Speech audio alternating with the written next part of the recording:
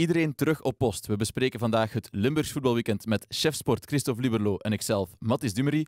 Maar we vieren ook de terugkeer van voetbaljournalist Marnik Geukes en feitjesleverancier Siebe van Heusden. Welkom bij FC Limburg, de podcast.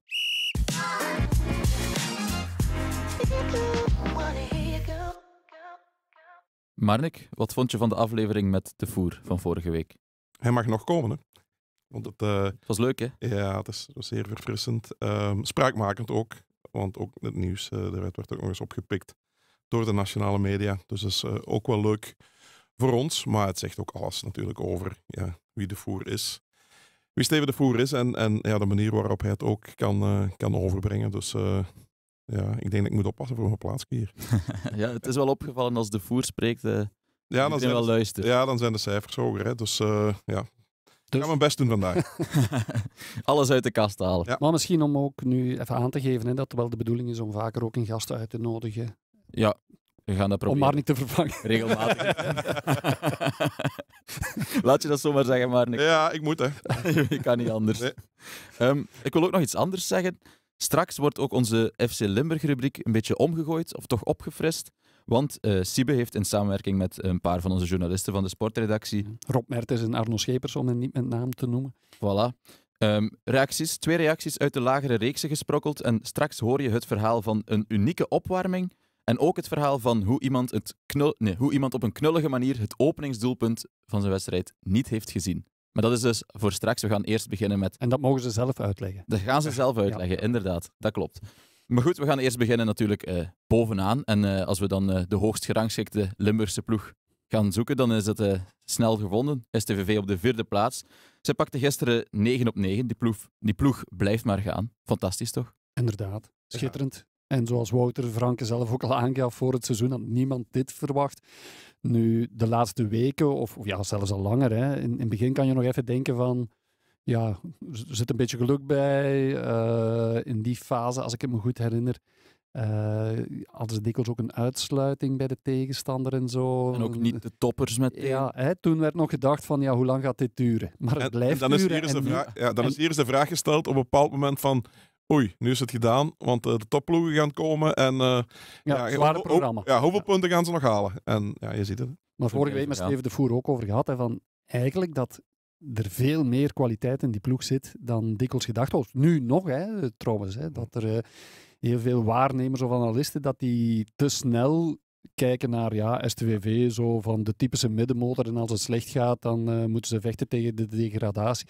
Maar er zit veel meer in dan dat. Ja, ik ben ook eens op zoek gegaan naar wat statistieken. En dan zie je dat het ook helemaal geen toeval is, hè, dat ze staan waar ze staan. STVV is bijvoorbeeld niet zo de typische counterploeg die het van zijn rol als underdog moet hebben. Zij staan op nummer 3 als het gaat op vlak van balbezit, bijvoorbeeld. Dus het is een ploeg die de bal ook wil hebben. En dat is ook wel goed nieuws natuurlijk naar de toekomst toe. Want hoe je het ook draait of keert, ploegen gaan op een andere manier naar staaien komen. Als je 4e staat, dan wordt daar wel eens over nagedacht. En dan is het met een iets minder open vizier. En dan hebben heel veel van die ploegen die in het begin hun punten hebben kunnen halen puur op de counter, dan hebben die het wel eens moeilijk. Om het spel te maken, maar dat zijn zij gewoon. Als je ziet expected goals, alleen Union doet beter. Zij dwingen heel veel, zeg maar 3 ploegen die meer grote kansen afdwingen. Zij dwingen het meeste strafschoppen af. Daarvoor moet je ook wel hoog op het veld zijn. En wat heel belangrijk ook is, zij staan op de 4e plaats, op een plaats zoals in de rangschikking, bij het balbezit, het veroveren van de bal in de zone van de tegenstrever. Dus hun pressing is bij momenten echt heel goed en zij halen daar heel veel uit ook. Dus het is een heel complete ploeg, die ook niet afhangt van 1 topschutter of zo. Ik denk dat Godom met 4 goals nog steeds topschutter is. Dus de goals komen ook een beetje van overal. Dus er is niks dat zegt van dat dit een soort van momentopname is. Dus het ziet er goed uit. En nu ik moet zeggen, je moet natuurlijk in een wedstrijd ook je momenten pakken. Hè. Hetgeen wat Genk dan bijvoorbeeld weer totaal niet deed gisteren, deed STVV wel. Hè.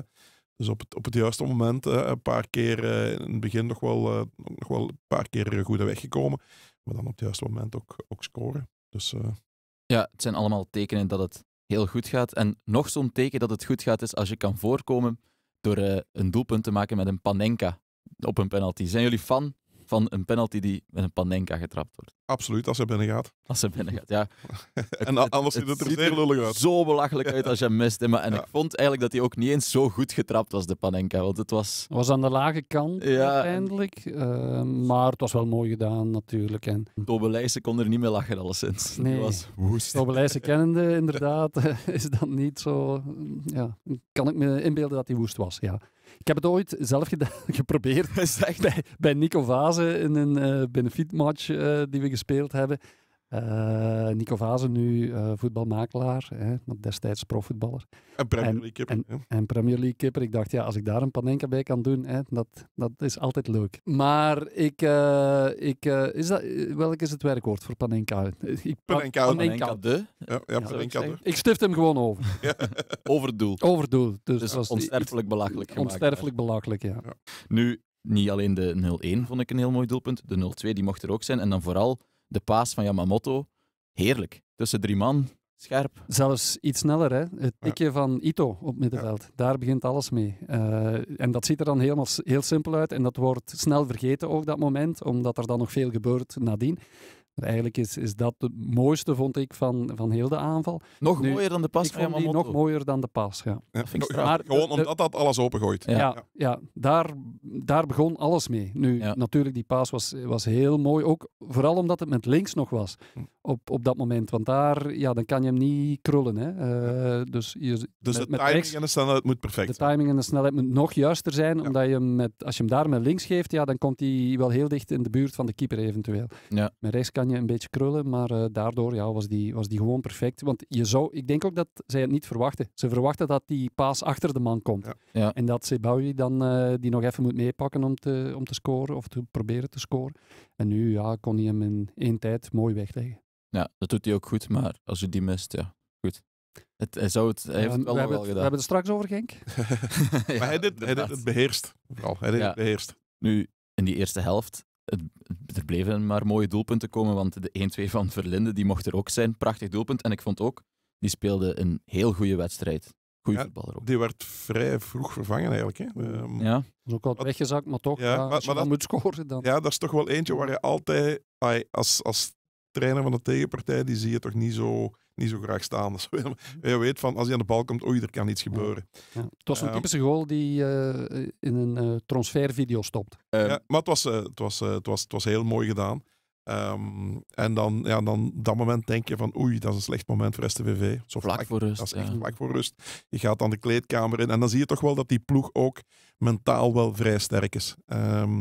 En erin slaagt ook om ook vrij slim, zo op de juiste momenten het tempo eruit te halen.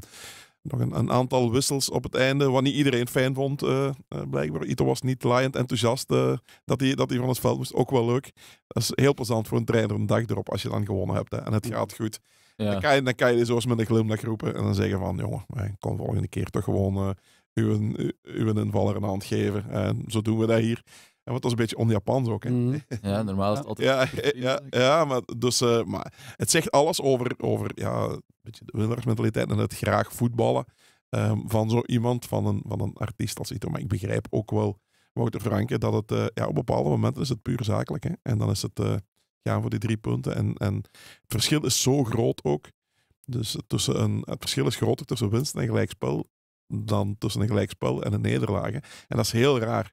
Want mentaal is dat vaak niet zo. Mentaal is dat vaak, we hebben toch nog een punt, we hebben niet verloren. Dat is zoiets, het is veel belangrijker dat je dan wel eens een keer wint, want dat scheelt 2 punten natuurlijk. Hè. En ja, ik bedoel, die zege over de meet sleuren, en het was niet echt sleuren, het was nooit echt pompen. Dat lijkt me ook een sterkte. Ze slagen er elke keer in om die match dood te maken. Ze staan goed, ik zeg het, en ze halen het tempo er goed uit. Sissako is dan ook belangrijk op dat moment. Zit overal tussen. Ja. Ik vond dat hij soms niet zo overtuigend speelde gisteren als voordien, maar die is toch heel belangrijk. Leed wel balverlies ook bij die bij die 1-2. Maar ja, goed, als je daar staat, kan je alles een bal verliezen. Hè. Ja, inderdaad. Als een spits de bal verliest, komt er minder vaak een doelpunt. Nee, maar Maar die is heel belangrijk in dit Ja. systeem, hè. Dat is duidelijk. Maar en dat blijft het dan ook. Hè. Als je in zo'n match, als je die wint en je hebt die bal verloren, dan is dat totaal niet erg. Dan hebben we het er hier ook nog amper over. Hè. Daarom, Nu, toch even vermelden. Ja, is geen bijna per toeval. Maar als je dan zoals doet, wat Smets doet, waar we straks aan toekomen, ja, en het kost jou de nederlaag, ja, dan wordt dat in het vet afgedrukt. Trouwens, nu je het had over wissels, Marnink, iets wat me is opgevallen, en misschien is het al langer aan de gang, maar bij een wissel, tegenwoordig, iedereen wandelt van het veld en daar wordt niks meer van gezegd. Ja. En vroeger moest je ook naar de Vroeger kortste moest je- zijlijn ook. Ja. En dat is ook veel minder geworden. Ja, Alleen iemand die er tegen plakt aan de Maar overkant. ik heb de indruk dus dat, omdat je de kortste kant moet kiezen, dat je niet meer moet lopen. Ja. Maar dus blijven ze rond de middencirkel en mogen ze blijkbaar wandelen. Maar dus eigenlijk duurt het nu nog langer dan vroeger Ja. om van het veld te geraken. Dus ze hebben wel helemaal een iets nieuwe anders, manier maar gevonden ja. om tijd te rekken eigenlijk op die manier. Trouwens, ik weet niet of dat jullie het gezien hebben, maar hebben jullie de kleding van Kokubo gezien gisteren? Nee, Herinneren jullie de eerste aflevering van FC Limburg nog? Ik denk het wel. met roos iets of wat? Roze. De legging. Hij had een legging aan. Ja, En een maar- roze of wat? Nee, een Nee. groene. Hij had het groen. wel mooi in het uniform van Sint-Truiden. Maar kijk, En Grotto had opnieuw donkere haar. ja, Nu we ook toch daarover opvallend. bezig zijn. Ja, misschien omdat de supporters van Antwerpen hem Ja. veel liefs hebben toegezongen. Hadden ze het, Ja, die vonden de andere kleur, maar niks. Ja. Oei, oké. Ja, nee, Gotto had weer zwart Ik ga het haar. toch maar zeggen. Nu heb ik bruin, maar vooral grijs haar. Maar vroeger had ik dus ook blond haar. En ik heb ooit op Neerpelt gespeeld. En toen hebben ze een hele match gezongen. We willen seks met die blonde. En waren dat... Waren het mooie vrouwen langs de die- kant? Jawel, allemaal vrouwen. Nee. Het was Ladies Night, denk ik. ja, neerpelt uit, altijd lastig. Even terug naar STVV. Die moeten nu zondag naar Gent. Daar kunnen ze eigenlijk al nog eens een goede zaak doen met het oog op play-off 1. Wat verwachten jullie van die wedstrijd? Open vizier, hè, STVV. Ik bedoel, en met open vizier bedoel ik niet dat je allemaal naar voren gaat lopen, maar zoiets van niks moet, alles kan. De druk gaat bij Gent toch wel wat hoger zitten. En Gent zit echt niet in een goede periode. Die hebben Wisselvallig vooral. Ja, maar ook de laatste weken is het echt niet goed. Hè. Ze hebben een paar keer een bak vol gehad. Ik vond ze tegen Genk ook niet echt overtuigend. Op Westerlo nu met veel meer geluk dan wijsheid. Een heel omstreden goal die niet gegeven werd voor Westerlo. En Westerlo ook meer kansen afdwong. Flow allemaal, Gent. Dus ik denk in de flow dat... de flow van STV tegenover het flow van Gent. Nee, maar ik denk wel dat ze daar zeker een goede kans maken. En er ook gewoon in moeten geloven. En gewoon hun ding doen. Het is alleen een beetje opletten. Blessurematig wordt het. Als je nu ziet dat... je zat eerst al met Joeklerud. Die is met een spierblessure uitgevallen. En dan verlies je nog je andere bek ook al heel snel naar een blessure. Dan wordt het daar misschien een beetje dun. Gelukkig is Moesli ook kunnen terugkeren. Hopelijk blijft hij ook Ja. fit. Is hij fit genoeg? Hè? Want die was met de interlandbreak. Was hij dan al twijfelachtig en heeft hij ook niet gespeeld. Mhm. Nu, ik vind wel met Van Helden en met Van Weesmaal hebben ze daar op dit moment. Ja, maar maar- daarna is het dan wel... Ja, dan moet je echt wel beginnen rare stoten Wat- uithalen. Ja. Dat merk je nu bijvoorbeeld bij Genk ook, Janssens, hè, waar ze ook allemaal op dezelfde posities dan zijn beginnen uitvallen. En dan krijg je toch... dan vallen gewoon jouw automatismen worden dan gewoon veel moeilijker. Die vallen een beetje weg. En nog Dus- even over die Panenka. Ik denk ook wel, en Wouter Franke, volgens mij gaat hij daar zeker op hameren. Hè, want die Panenka, wat vinden jullie daarvan, vroeg je? Ik vind dat fantastisch, als je dat doet. Langs de andere kant moet je wel opletten dat soort leuke dingetjes, dat die niet te veel erin kruipen. En dat je wel niet dit soort dingen met hakjes bijvoorbeeld begint tijdens een match ook, omdat het goed gaat. Hè. Mhm. Ik denk dat Wouter Franke wel degene is die heel goed door heeft dat het mag frivol zijn, maar het moet wel efficiënt blijven. Ja. En dat is, zakelijk. en zakelijk. En dat is op dit moment wel heel belangrijk. Zo van het moment dat je Want dat is zo'n dat kracht ook, er hè. een soort van decompressie is, waardoor dat de resultaten net niet gehaald worden in plaats van net wel. Ja, want dat is zo'n kracht ook op dit moment, hè, die zakelijkheid. Hè. Mm. Dus dat zeggen ook die statistieken, die cijfers. Hè. Zij doen constant wat je moet doen. Hè. Mhm. Die goede pressing en dan ook het lang genoeg de bal houden, op het juiste moment toeslaan. Het zit gewoon heel goed in elkaar. En dat is inderdaad een evenwicht dat wankel kan zijn en dat je niet in gevaar mag brengen. Nee. En door te doen wat ze moeten doen, hebben ze gisteren ook een einde gemaakt aan een lange reeks. En ze zijn niet de enige. Toch, Siebe? Ja, Mathies, zowel STVV als Mechelen beëindigden gisteren een lange reeks. Voor STVV was het al meer dan 10 jaar geleden dat ze nog eens konden winnen op het veld van Oud-Heverlee-Leuven. De laatste keer was op 18 januari 2015. Toen speelden beide ploegen nog in tweede klasse. En voor KV Mechelen kwam er dankzij de overwinning van gisteren een einde aan een reeks van 16 jaar zonder overwinning op het veld van KRC Genk.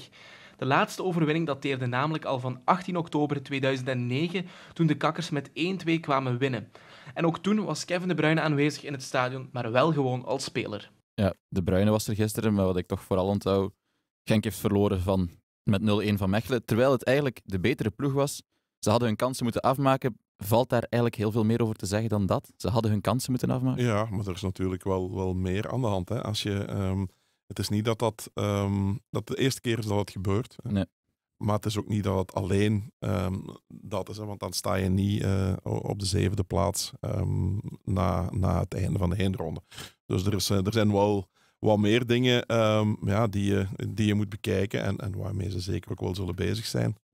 Maar als je deze wedstrijd op zich bekijkt, ja, dan daar kan ik Torsten Fink nog wel in volgen. Ja, je kan je spelers weinig verwijten. Ik hoorde daar zo, je hoort dan altijd zoiets van bloed, zweet en tranen. Vind ik een beetje... Zongen de supporters? Ja, op de einde, het was niet massaal of zo, maar ja, je hoort dan wel wat enkelingen dat zingen. En als ze het dan hebben, want ik ben daar ook met die statistieken er ook eens bij Genk aan het kijken. En die pressing, waar we het dan hebben over STVV, wat die zo goed doen, dat doet Genk echt niet goed. Nee. Daar zijn ze En pas... dat Mechelen wel goed ook. Voilà. En daar zijn ze pas 8e en dat zie je gewoon ook al. En dat is een van de dingen die ontbreekt.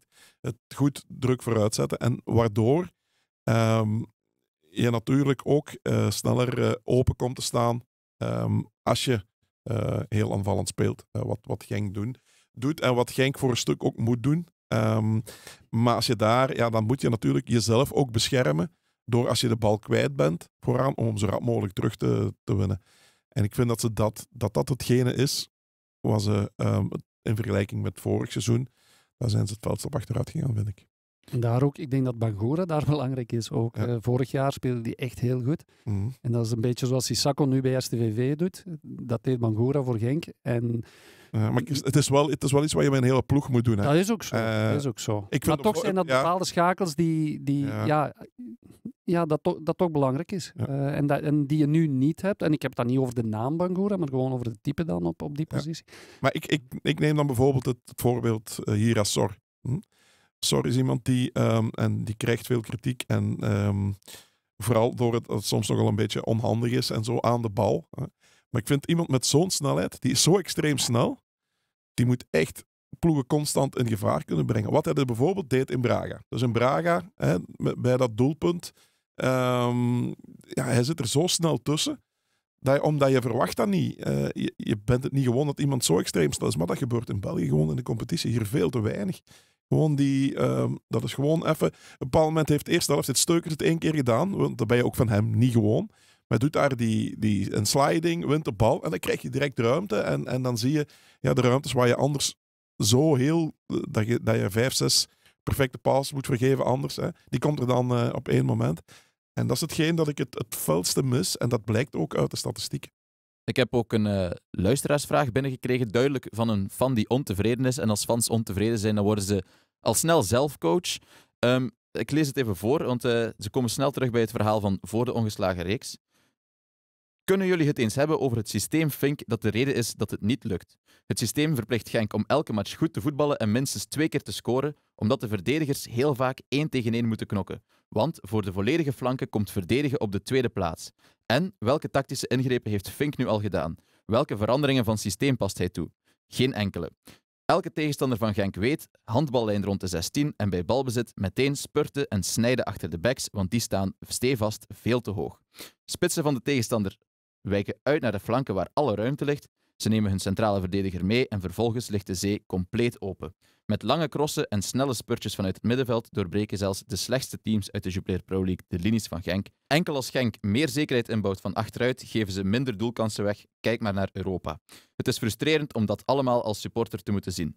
Begrijpen jullie het gevoel van deze supporter en volgen jullie ook zijn tactische analyse? Ik begrijp het absoluut. En ik volg de man voor een stuk.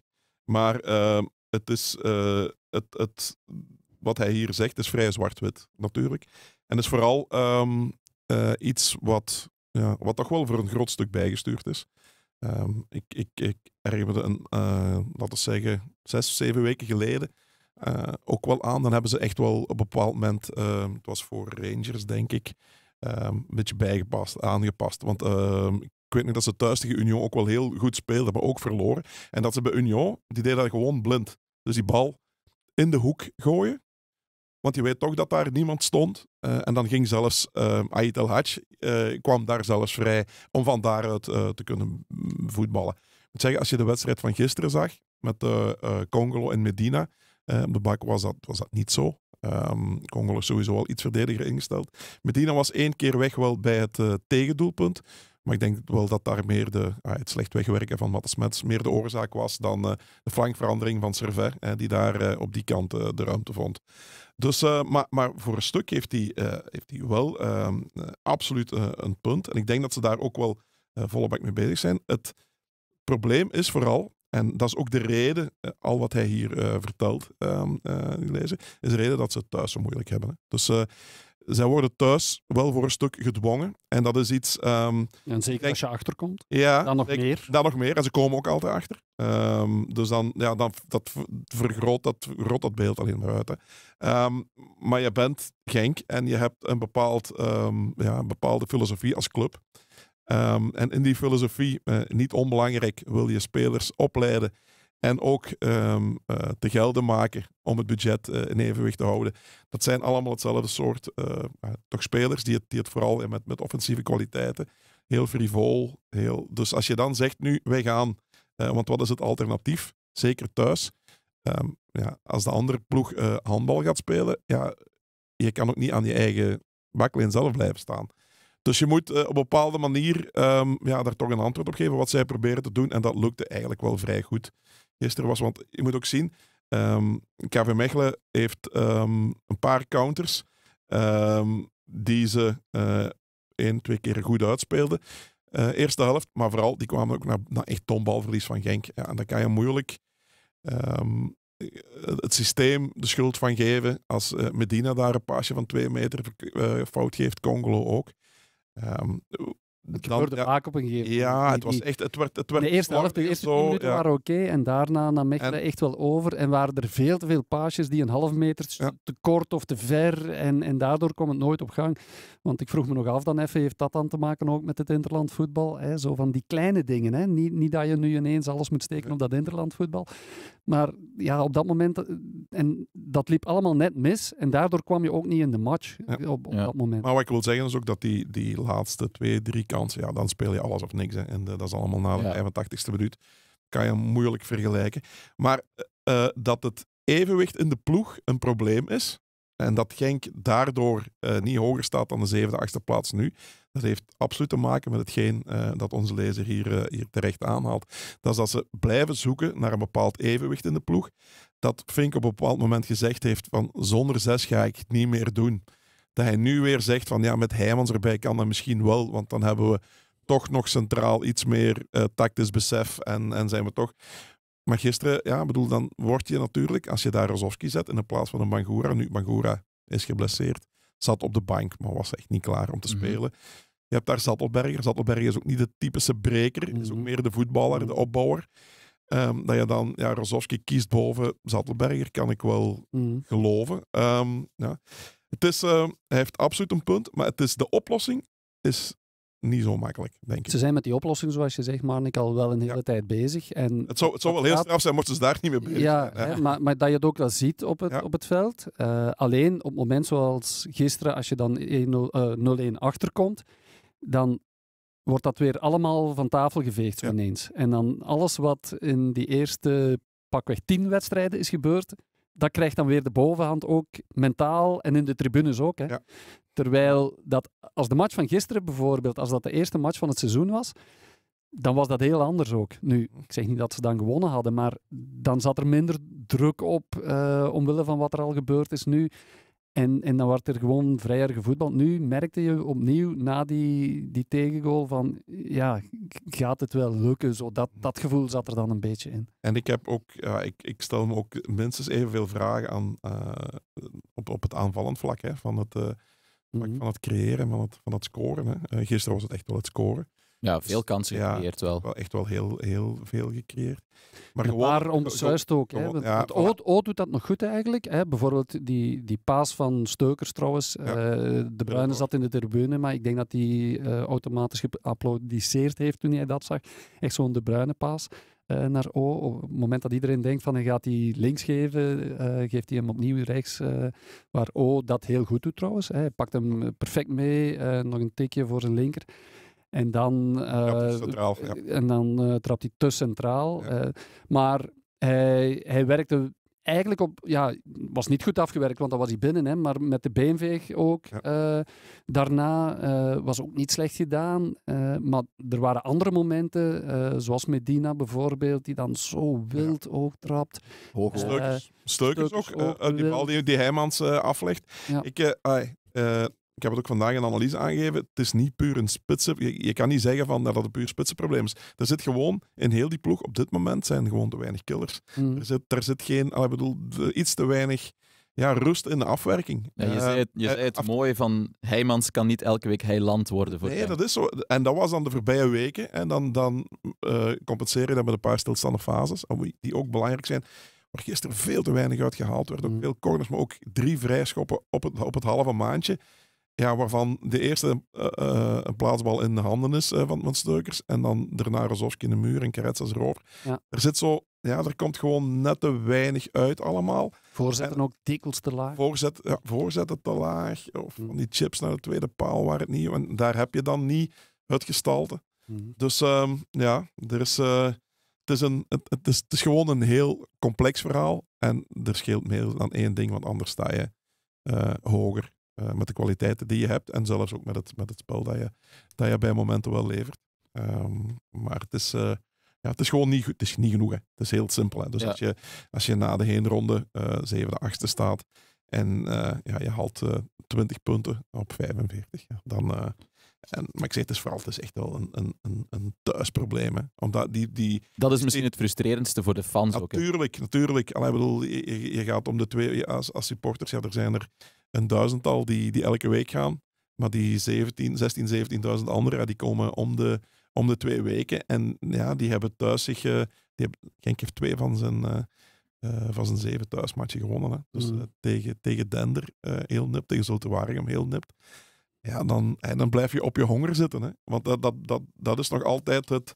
Ik bedoel, deze match gisteren, die was beter. Die prestatie was beter dan die op Westerlo. Dan moeten we... Dat kunnen we gewoon stellen.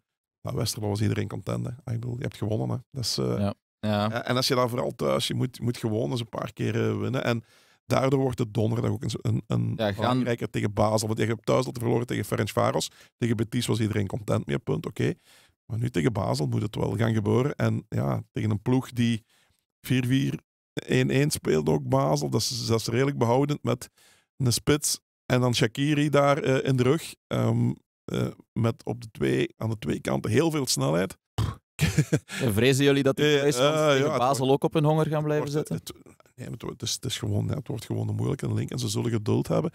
Want Europees gaat het wel... Ja, maar ze hebben thuis tegen Ferencváros ook op. Ja, en nu die staan ook van boven in de reeks. Dus die doen het ook altijd op dezelfde manier.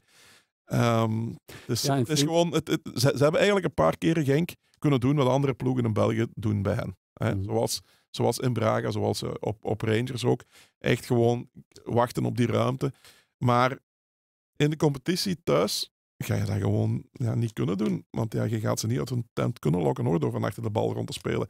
En speel vooral van achter de bal niet rond, want dan wil ik de reacties wel eens echt horen van het publiek. Ja. Het moet ook vooruit gaan, hè? Dus het is niet zo simpel. En Fink koppelde Europa graag los van de Belgische competitie. Hè. We hebben daar niks te verliezen, omdat het een andere competitie is. En dat is natuurlijk ook zo. Anderzijds, ja, des te langer dat het duurt, des te moeilijker dat je die twee nog kan loskoppelen van elkaar. Hè. Blijven het resultaten die moeten gepakt worden.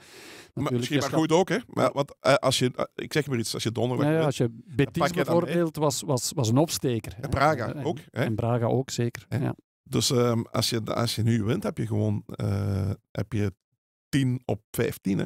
Mm-hmm. In Europa. In Europa. Ik bedoel, dat is dan ben je al door. Hè? Al zo goed als door. Dus dat is op 3 matchen van het einde. Ja. Dus dat zou schitterend zijn. Dus, We zijn heel benieuwd wat het donderdag gaat geven. En ik ben heel benieuwd ook wie jullie spelers van de week zijn. Dan ga ik eens goed nadenken. Was je die vraag vergeten, Christophe? Die was ik helemaal vergeten. Dan kies ik toch voor Ito. Omwille van het tikje dat ik daar straks al aangaf. En omwille van zijn Panenka. Die combinatie. Combinatie, heerlijk tikje, heerlijke Panenka. 2 heerlijke tikjes. Ja, en het stukje frivoliteit dat elke ploeg nodig heeft, dat hij toevoegt aan de STVV. Ja. Ja. Dat zie je ook wel in de matchen, dat hij er niet was. Hè? Ja. Dan even oud geweest, dan zo het beetje extra heeft gewoon elke ploeg ook nodig. Je hebt heel veel organisatie nodig, je hebt systeem, alles moet goed zijn en iedereen moet doen, maar je hebt nog altijd nog die mannen nodig die het verschil maken. Ja. Dat heeft hij wel. Hè. Maar Nick, wie is jouw speler van de week? Ik heb ook eentje die het verschil maakt, maar eerst de jingle. Dan komt de tweede klasse.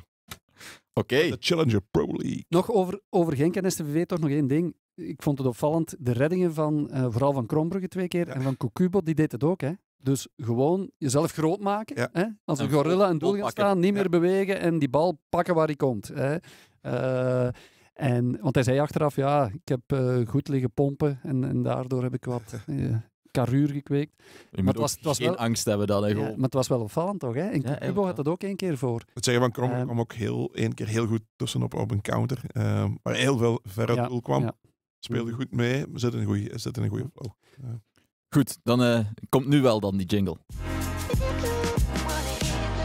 Oké, maar Nick, wie is je speler van de week? Ja, dan gaan we naar Jong Genk. Ik vond Luca Brugmans. En niet alleen omdat hij de 0 hield op Jong Genk. Op Jong Gent met Jong Genk. Het werd 0-0. Het werd 0-0. Maar hij had ook, je moet ook zien van waar die jongen dan komt. Die hebben dan een enorme teleurstelling achter de rug. Hij persoonlijk ook. Het WK U17, hij speelt daar, heeft daar een paar geweldige reddingen getoond, maar gaat ook mee in de fout bij die uitschakeling. En dan in die wedstrijd tegen Portugal. En dan zie je, ja, dat moet een enorme klap zijn, zo die jongen, want de verwachtingen ook daar weer, dus zo de hoger de verwachtingen liggen, zo de moeilijker het wordt, zo de groter de teleurstelling is als het niet lukt. En die jongen heeft dus een hele zware klap gehad. En dan eerste wedstrijd terug. Jong Genk, man van de match. 0 gehouden. Sterke mentale Ja, veerkracht. ik vind dat gewoon... Uit respect daarvoor heb ik hem gekozen. Mooie keuze. Het Servais gisteren vond ik ook wel een mooie voetballer. Echt, want die opening waar we het over hadden bij het doelpunt was echt wel knap. Ik vind het een heel mooie voetballer. En ik heb even opgezocht, hij was ook de jongste speler die debuteerde in de Challenger Pro League in 2020. Misschien is er Bij Club Next? Bij Club Next toe. Ja. Intussen zal dat niet meer zo zijn, vermoed ik. Bij Jong Genk was er iemand van 15 op een gegeven moment. Hè. Ja. Dus dat zal niet meer zo zijn nu. Maar toen was hij de jongste bij Club Next die debuteerde. Mooie Challenger Pro League. Ja. Voilà. Zo hebben we eigenlijk al 3 spelers van de week bijna. Ja. En dan gaan we door naar Patro. Die won het thuis met 1-0 tegen RWDM. Het mooi uitgespeelde doelpunt viel in de 80ste minuut. Niet toevallig Leandro Rousseau die scoorde. En ook niet toevallig op aangeven van Stef Peters. 2 klasbakken, zeker op het niveau van de Challenger Pro League. Het was zo'n beetje die... Steukers, hè? Ja, die fase Steukers alleen dat Rousseau het nog van iets verder moest doen. Dat hij iets meer ruimte had ook wel. Hij had het spel voor zich. Steukers kwam van rechts naar links en ging dan terug naar rechts. Hij had het spel voor zich en stak hem mooi tussendoor. Ja. Maar Rousseau moest wel nog iets meer doen. Hij moest niet terugkapte ook. Ja, maar hij legt hem wel heel lekker in de hoek. En dan zie je... Goeie spits. Ja, goede spits. Het is gewoon, we hebben het hier al een paar keer over gehad. Dat is gewoon pure spits. Die heeft gewoon beheersing in zijn afwerking. Wat we er straks hadden over Medina. Ja, hij gaat die anders op doel trappen. Ja. Straks zeg je hier nog dat Genk Rousseau moet gaan halen. Nee, maar het is alles op zijn niveau natuurlijk. Ja, tuurlijk. Je krijgt iets meer tijd. Hè. Dat is waar. En Patro wel in de top 5, hè, zo. Ja. Dus Top 5. Mooi. En vlak onder Patro staat Lommel. Die hebben op Kortrijk gespeeld en na 4 minuten was het al 1-1. En Lommel kreeg deze wedstrijd ook opnieuw in de allerlaatste minuut een goal tegen in de 94e minuut. Maar toen stonden ze het wel al 3-2 op achterstand. Dus uiteindelijk verloor Lommel 4-2 op het veld van Kortrijk. Dat was op zich wel te verwachten. En wat ook te verwachten was, Lommel kan zich niet meer rechtstreeks promoveren. Beveren en Kortrijk die zijn al te ver uitgelopen. Maar eigenlijk, als je dan kijkt naar vorig jaar, waar ze bijna tegen de degradatie moesten strijden, mogen ze toch tevreden zijn dat die nu weer voor die play-offs meedoen. moeten ze ook wel, hè. Ja. Voilà. Het is wel zo, zoals je zegt, Kortrijk, die gaan er echt los doorspelen, denk ik. Die hebben ook natuurlijk wel een heel deel behouden ook wel van hun ploeg. Beetje aangevuld nog. Dat is een ploeg die in balans is, die en ervaring heeft en toch nog wel wat meer talent dan de andere ploegen. Dus, Dat is een eerste, ook hoe vol het daar zit, je voelt dat is een eerste klasse ploeg eigenlijk. En weet je, voor zo'n club is het ook wel belangrijk dat het niet te lang duurt eer je terug bent. Ja. Dus een jaartje Challenger Pro League, dat wordt voor zo'n supporters werkt dat soms zelfs een beetje verfrissend. Want ze hebben jaren aan elkaar echt achteraan gehangen, Kortrijk. Dus als je dan nu, je wint weer, je komt dus op andere plaatsen en je gaat met een glimlach naar huis, want je hebt gewonnen. Thuis hebben Je ze wel... trekt toch ergens andere fans aan die er willen bij zijn omdat het goed gaat. Ja. En die kan je dan behouden. Hè. Maar als het dan te lang duurt, Dan Dan valt dat weg. dus 1 jaartje is een verfrissing. Oké, en dan kunnen we naar onze opgefriste rubriek over de lagere reeksen gaan. Want in Lommel vielen er wel 2 vroege goals, maar bij Exel tegen Helson was er ook een vroeg doelpunt. Al had Helson-wisselspeler Ahmed Kanli die goal om een speciale reden niet gezien, Sibe heeft hem gecontacteerd en dit is zijn verhaal. Ik ben Ahmed Kanli. Ik speel voetbal bij KFC Helson, eerste provinciaal niveau Limburg. Dus wat er deze weekend is gebeurd, is een apart geval. Want ik zat vast in de kleedkamer. Ik was jassen gaan halen voor mij en voor mijn teamgenoten. En bij terugkeer was de deur op slot. Dus ik belde mijn tweede trainer, Mara Hansen. En gelukkig had hij een smartwatch. Maar door die stomme omstandigheden heb ik de eerste goal gemist. Gelukkig heeft het geen invloed gehad. We hebben een sterke teamprestatie neergezet en we hebben de 3 punten naar huis meegenomen. We hebben 2-1 gewonnen van Exel. En we staan nu mooi mee aan kop. Dan ga je al eens jassen gaan halen voor je teamgenoten. En dan word je opgesloten in de kleedkamer. Escape room. Chance dat de T2 een smartwatch had, anders had hij nooit gevoeld dat er gebeld werd en had hij daar de hele eerste helft gezeten. Dat zou wel iets zeggen, natuurlijk. Dan was het nog Als ze je dan nog niet missen, dan weet je wel hoe laat. Ja. Je hebt nog wel die jas, ik kan er een bedje van maken. Even tukken. Ja, dat is wel waar. En de rest zal het wel koud gehad hebben dan. Even tukken. Ja. Nu, we hebben nog een mooi verhaal. En er was ook een derby tussen Achel en Sparta Lille dit weekend. En de uitploeg die hebben zich op een unieke manier opgewarmd. En Sibe had contact met hun doelman. Hallo, ik ben Bart Leijsen, doelman van Sparta Lille in de 4e provinciale reeks B. Afgelopen weekend hebben we kunnen stunten tegen de koploper Achel VVB door 0-0 te spelen. Hiermee hebben we eigenlijk op 5 wedstrijden 4 keer 0 gehouden, wat toch wel een mooi resultaat is. Maar omdat we met Sparta en Achel een gemeenschappelijke vriendenkring hadden, hebben we bijvoorbeeld besloten om met de fiets vanuit Lille naar Achel te rijden. En om na de match samen te verbroederen. Waardoor we eigenlijk een heel gezellige avond gehad hebben. Er waren heel veel supporters tijdens de match, wat het extra fijn maakte. En ik denk dat we langs beide partijen kunnen spreken dat we een heel gezellige en een goede avond hebben gehad. En terecht, hè? Ja, Ik bedoel, na de broedering. Leuk, hè? Ja, maar dat is toch ook uiteindelijk toch wel het doel ook van provinciaal voetbal, is 4e provinciale. Echt het alles geven, 1,5 uur aan een stuk en dan daarna nog eens alles geven. Nog iets langer. Voilà. En Ja, maar dat verstandig genoeg met de fiets. Ja, en met de fiets. Officieel mag het ook niet, hè. Dus moet je laten rijden. Maar wij doen een oogje dicht als het veilig en goed verlicht en met de juiste met de juiste kledij aan, dan... Er was geen combi. als iedereen een goed gezin heeft naast de weg, dan Ik heb ooit gehad bij kunnen we dat alleen maar toejuichen. Ik heb ooit gehad bij Looi Sport. Toen waren we op oefenkamp in Nederland en we hadden een oefenmatch in Nederland tegen een of andere amateurploeg. En we waren op weg met de bus naar de match. En ineens zei Jeff Vels, was toen trainer, was een Hollander. En die deed de bus stoppen op 1 kilometer of 3, denk ik, van het veld. En die zei, iedereen de bus uit. Dus de opwarming was daar te voet. Maar dat was dus tijdens de oefenstage van een week waar al pittig getraind werd en toen nog te voet naar het stadion. Nu, ik was toen zelf maar 17, dus ik deed gewoon wat me gevraagd werd. Maar toen stond het kot toch op stel ten orde. Ja, Nadien niet meer gebeurd. dat kan ik geloven. Ja. Wel een goede opwarming uiteindelijk. Hè. Je gaat sowieso niet al te veel blessures gehad hebben dan. Ja, Ik weet maar niet- Jeff Vels heeft het seizoen niet uitgedaan. Ik geloof. Oké, maar wel 2 leuke verhalen eigenlijk, hè, om te horen. Fijn. Dan gaan we nog eens naar de Limburgers in het buitenland. Want Leandro Trossard die scoort de openingsgoal in de North London Derby. En wij die dachten dat hij dit jaar zijn plaats nog ging kwijt zijn. Niets was minder waar. Dat hij het maar eens deed bij de Rode Duivels. Hè. Ja, het blijft een beetje vreemd. Hè? Ja, blijft een raar verhaal.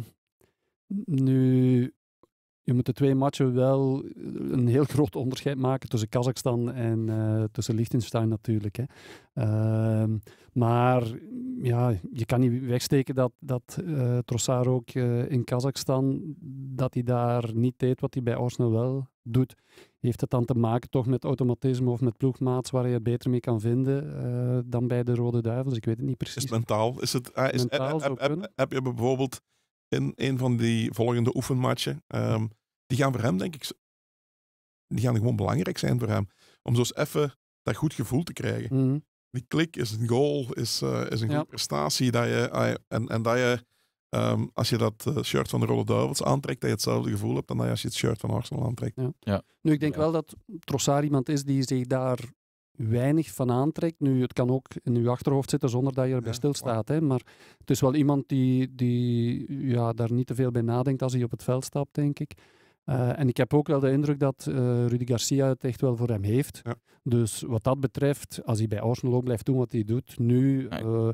dan zijn WK-selectie komt nooit in het gedrang. Hè? Dus daar is hij zeker bij. Daar ben ik nu al zeker van. Maar om iemand als Trossard, iemand die bij Arsenal een hoofdrol speelt, Ja, die zou in Aan de de- ploeg moeten staan. aan de top van de Premier League, nee, die zou En het bij de Rode verschil Duivels het verschil moeten Ja. maken ook. Ja, En dat is het. absoluut. Dat is het vooral. Dus we mogen niet tevreden zijn met een basisplaats van Trossard. Mhm. We moeten een belangrijke Trossard krijgen bij de Rode Duivels. Hij heeft alle kwaliteiten om dat te doen. Ik zeg, het is gewoon dus even die sprankel. Ja, en ook in welke rol dat precies is. Ja. Hè? Want bij de Rode Duivels ook, Doku aan de ene kant en Trossard aan de andere kant. Als je dan naar Doku kijkt, dan de supporters vinden dan dat Trossard hetzelfde moet doen. Hè? Want Ja. Doku kan dat toch ook. Ja, Doku is Een heel helemaal andere andere speler. type Hè. Ja. speler. En die op dit moment echt wel pure wereldklasse is. Hè? Dus wat dat betreft, ik heb ook aangegeven nadien van Doku, op dit moment is die eigenlijk is die even belangrijk als De Bruyne, Lukaku en Courtois. Hè. En hij komt ook het beste tot zijn recht op links. Ja. Doku, hè. Ja, En Trossard is Trossard eigenlijk ook. Ja, dus Trossard is iemand die van op links dan een beetje naar binnen kan komen. Op zich mocht Doku zich perfect in zijn sas voelen op rechts. Dan was het beter geweest. Ja, dat was beter geweest. Want dan heb je Trossard die de ballen kan doorsteken. Die vandaar het ook op doel kan trappen. Dat zijn toch wel zijn kwaliteiten ook. Mm. Als je naar binnen komen op links, iemand die erover komt. Ja. En dat je dan op rechts... Ja. Trossard doet op links ook een beetje wat Steukers op rechts Ja, doet. ja. Hè. Zo die Ja. indraaiende ballen, dat is... Ja. En dan heb je op de Trossard. andere flank snelheid nodig. Dus op zich Mm. komt het ook goed. Maar Doku komt heel graag zelf van links. Hè. Mm. Ja. Ja. Dus- Maar wat ik vooral toch ook wou benadrukken, ook vooral heel leuk dat Trossard die rol bij Arsenal wel heeft. fantastisch. Zeker Hè. vast. Ja, bedoel, Geweldig. dus Wel een dit- gelukje bij de goal nu, dat hij afweek. hè. Maar hij zat er ook. Wel, hij zit erin. En geluk dwing je af, Christophe. Ja, zo is dat. Minder geluk was de redding van Penders. Hebben jullie die gezien? Knappe redding. Een paar heb ik er gezien. Ja, Ik weet niet maar, welke je bedoelt, maar... Ik bedoel dat hij al neerlag en dan nog eens recht krabbelt en Ja. nog eens pakt. Ja, dat hij zo al schuifelend over het Ja, gras... Vond ik fantastisch Ja. gedaan. Nu, die andere vond ik zeker zo straf. Zo van heel dichtbij, dat harde shot. En dat hij nog met een reflex met zijn rechterhand de bal pakt. Dus ja, misschien was zijn borstkas niet zo groot als die van Krombrugge, want hij moest nog wel iets doen. Maar hij is ook heel goed bezig. Hè. 5 clean sheets in 12 matchen in de league. Hè. Ja, we gaan Top, hè?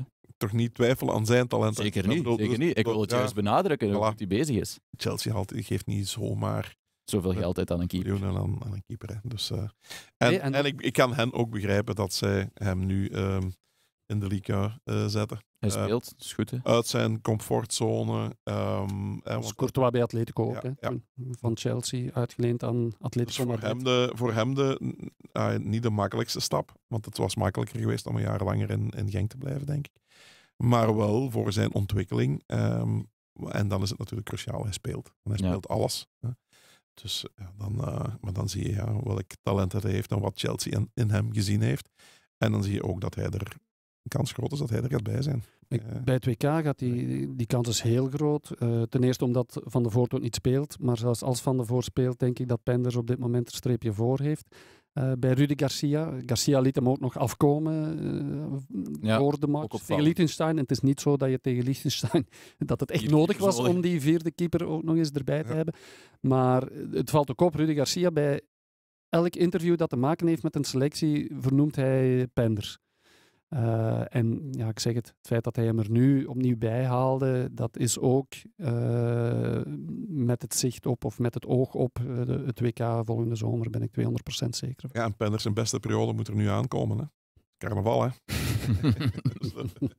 Voilà, we kijken uit naar de prestaties van Penders tijdens carnaval. En dan ronden we hier af voor deze week. Dank u wel, Marnik en Christophe, voor jullie deskundige analyses. Dank je wel ook, Siebe, voor de feitjes en de techniek. En tot volgende week.